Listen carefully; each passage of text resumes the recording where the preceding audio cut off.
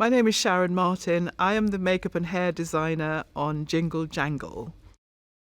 I got involved with Jingle Jangle when I received a script from my agent, which I read, and it's one of the quickest script I've ever read. And I read it, and I remember I was in my garden, and it was the summer, and I rang my agent and I said, "It's bonkers," and she said, "In a good way?" And I'm like, "It's fantastic. I really want to meet. I really want to be involved with this." And she's like, okay.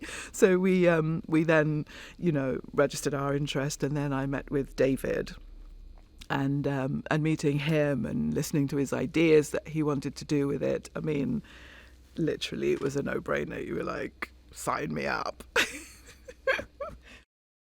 When I met with David and Lynn, and reading the script and then meeting with David and Lynn, I mean, the things that really appealed to me was seeing that it was a black cast, and it's Victorian, and it's a fantasy, and there is freedom. That's what I saw, was freedom to design, freedom to create, because it's our world. So, as long as all the design team are on board, then we've got a great kind of capacity to show something that I feel we haven't seen before. Jingle Jangle is a period piece featuring African Americans, and I said to Lynn and David, there's a huge wave of natural hair, using natural hair. So we've kind of gone beyond, hair straightening and weaves and all of that stuff. So if we don't do that with a movie, we're missing a huge opportunity here. So we all agreed we were just going to feature natural hair. There was a couple of characters that had been written having a conch and stuff like that, and I said, we should lose those, because we can do really interesting things that is going to inspire the new wave of hairstyles. We literally sat down and we figured out each person's journey. So we start with, the young Geronicus.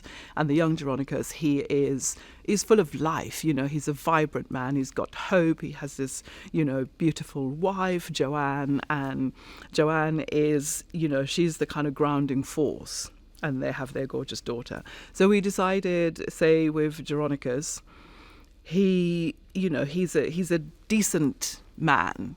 And, someone that, someone will lend money to, and he's full of life and everything. So we kind of created his look, and also he's quite colourful, because the conversation we had was that we would have Geronicus, young Geronicus, full of life and colour. And as Joanne dies, then we start pulling the colour out of Geronicus. So if you look at it, then Geronicus' hair is dark and strong. And then older Geronicus, it's grey and it's colourless, and his skin is less colourful and his beard is less colourful. So that's the journey for Geronicus. But when you look at the movie, you'll see that young Jessica has this particular hairstyle where it's very Victorian. It's up, but it has these lovely kind of rolls to it, these lovely kind of rolls to the side. And so we established it in the young Jessica, and in the older Jessica we have exactly the same look, but with a little bit more added to it. So she's now a grown woman, and it's more of a womanly hairstyle. Even though it's a fantasy and we have room to play, but I want, when you watch the movie, to see that you're looking at Victorians. Because we have seen black Victorians on screen before, but we haven't seen them looking like this. We've seen them as slaves running away, and they're poor, and they're being beaten, and they're all of this. But these are all fabulous people. Because I'm thinking, if I was there, what would I want my hair to look like? What would I want to look like if I was going to church on a Sunday, or if I was going to a party? And so that's where we're kind of pitching the whole look for them. Young Journey. She's amazing. She's, her mum sends her off to come to see her granddad, and she turns up, and the look of her, you want to say it's a bit steampunky, but seeing that in the Victorian setting, that kind of brings the fantasy element. So you have the grounded Victorian, and then suddenly where we're kind of creating our world, she turns up and she's wearing the puffs. and every black girl knows you grow up, that's what you get. You get your puffs. You go to church and you get your nice puffs done until you kind of grow up into being older, and then you can have like another hairstyle. So, and then her hair ornament, all the kind of little pieces we made, the ribbon, trying different coloured ribbons to kind of tie in with her costumes, and then the different kind of decorations on it, and then we ended up with the design that we have, and I think it's a look that a lot of girls are gonna love. When you look at Joanne's hairstyle with its the sculpting that's been done, but we keep the weight at the bottom of it, because at that time of the period, the weight of the hair sat very much into the nape, and then you look at it and you think, well, it's sitting there, but does she look pretty? So then we go into making her look pretty with the hairstyle, but it's a lot of sculpting and shaping and pinning and stuff like that. My inspiration for the look of the hair and makeup for Jingle Jangle is, to going back to looking at, references of, old like Victorians.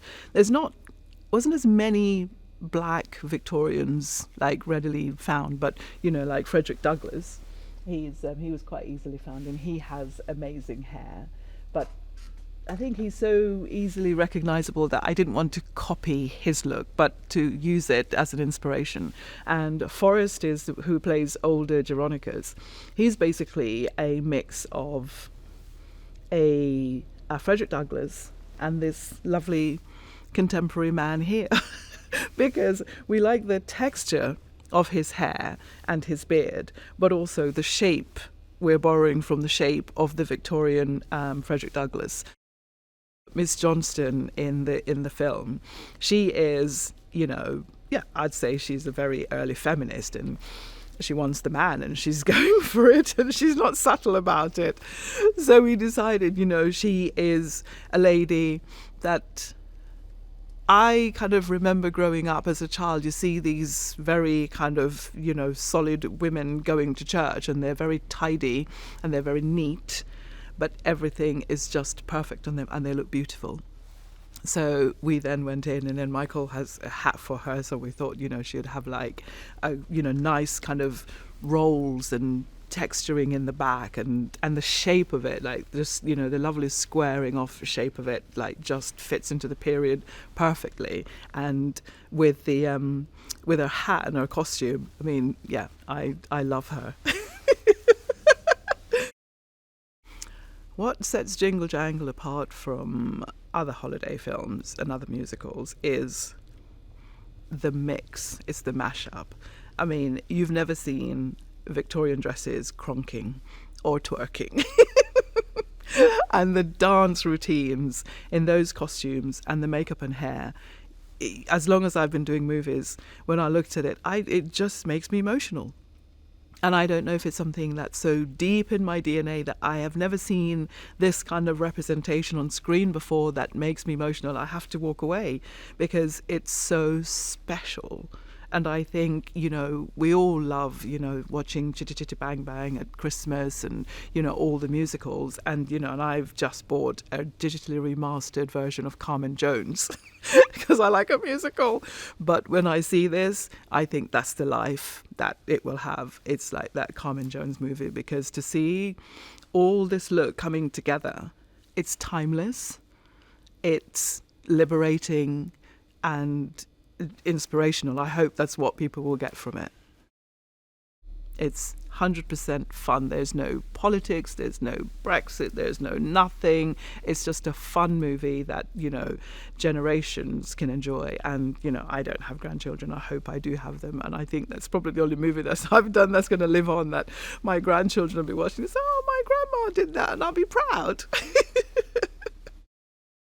Well, I hope, with Jingle Jangle, in terms of the makeup and hair design, that, people will be inspired by it and loving, love your natural textured afro hair. And some of the styles that we've created, for sure we can see them down the street in the future.